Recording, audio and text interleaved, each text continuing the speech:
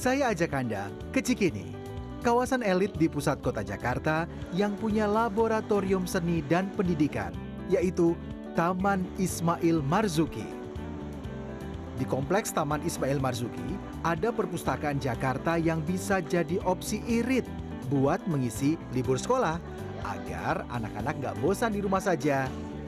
Sebelum buka jendela dunia lewat koleksi buku yang ada di perpustakaan ini, saya mau ajak mama, papa, adik kakak semuanya merasakan pengalaman membaca sekaligus bermain sambil belajar, tapi dengan teknologi yang lebih interaktif. Tepatnya ada di lantai 7.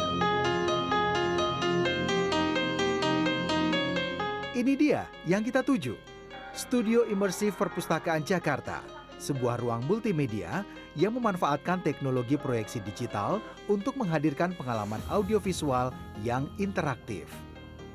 Ada 4 ruangan utama di studio imersif ini. Ruangan pertama namanya Ruang Dreambook yang menjelaskan tentang kota Jakarta, mulai dari tempat-tempat ikonik, kesenian, hingga daftar gubernur yang pernah pimpin ibu kota. Teman ada yang tahu nggak kalau gubernur kita yang tadi namanya Bapak siapa? Masuk ke ruang Smart Wall, pengunjung bisa baca komik dengan cara yang lebih seru lewat teknologi kecerdasan buatan alias AI. Di ruangan ini, kita juga bisa berkenalan dengan 20 tokoh sastra di masa lalu, tapi dengan cara yang kekinian. Saya mau lihat profilnya Hairil Anwar, tinggal gerakan tangan kita ke arah layar, lalu tahan sebentar, kemudian swipe, lalu muncul profil atau infografis dari tokoh yang ingin kita tahu. Saya jadi berasa kayak Tony Stark di The Avengers ya.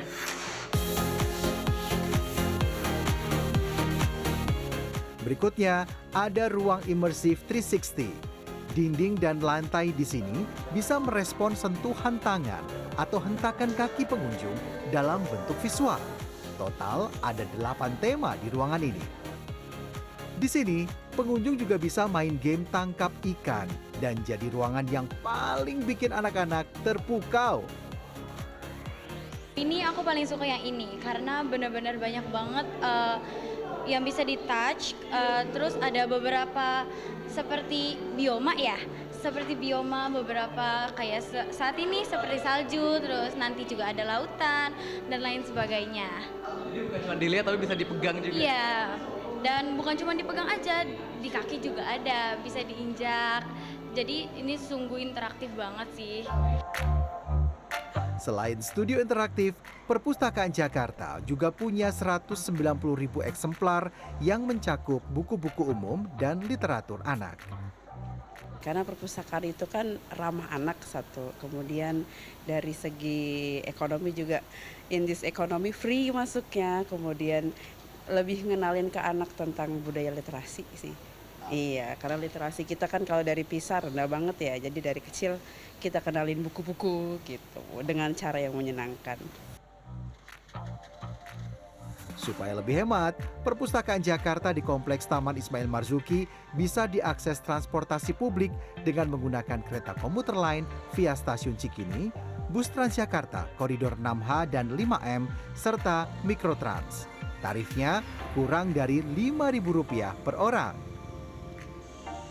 Dari dunia visual yang memanjakan mata, kita beralih ke destinasi selanjutnya di Erasmus Hui, kawasan HR Rasunasai Jakarta Selatan yang juga mudah diakses transportasi publik. Di pusat kebudayaan Belanda ini sedang ada eksibisi atau pameran interaktif Clock Tulips and Video Games, karya pengembang asal negeri kincir angin yang berlangsung hingga 12 Agustus mendatang. Ada 12 jenis video games dengan genre beragam, mulai dari petualangan, simulasi, hingga game edukasi. Semua bisa dimainkan gratis oleh pengunjung. Gagal. Saya sedang memainkan game namanya Laptitude, yang misinya adalah membuka kunci dengan menggunakan tuas ini. Sekilas terlihat mudah, tapi ternyata saya gagal terus. Dan menariknya, ternyata game Laptitude ini adalah semacam simulator yang biasa digunakan oleh para calon ahli bedah sebelum melakukan operasi laparoskopi. Jadi ini semacam serangkaian tes yang biasanya digunakan oleh para calon ahli bedah untuk melatih motorik halus mereka. semenjak lihat video dari Erasmus, ini sangat tertarik karena di sini ada game-game interaktif yang dari Belanda dan anak-anak kan kebetulan juga suka main game. Jadi kita mau nyoba game yang dari Erasmus ini. Oke, kelebihan lainnya apa nih? Murah nggak sih? Atau gratis jangan-jangan? Iya, kebetulan di sini free ya. Jadi kita bisa nyoba semua permainan yang ada di sini. Oke, Ardi tadi main apa aja yang paling suka? Tadi main Town to City, di situ bagus banget. Sama itu tadi main Knight tadi kayak jadi simulator menjadi itu apa sih namanya? Jadi itu yang jadi itu Knight jadi itu.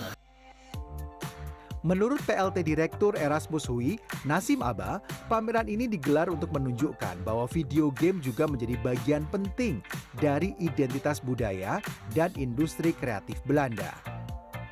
Yeah, so the idea behind this exhibition is that we want to showcase to the public that gaming is also part of culture, that's part of creativity, and that with these games we can also showcase a bit of Dutch culture and Dutch creative industries. So a lot of people, they know, of course, when they think about Dutch culture, about Rembrandt, Van Gogh or Miffy, but gaming is also an essential part within that creative industry.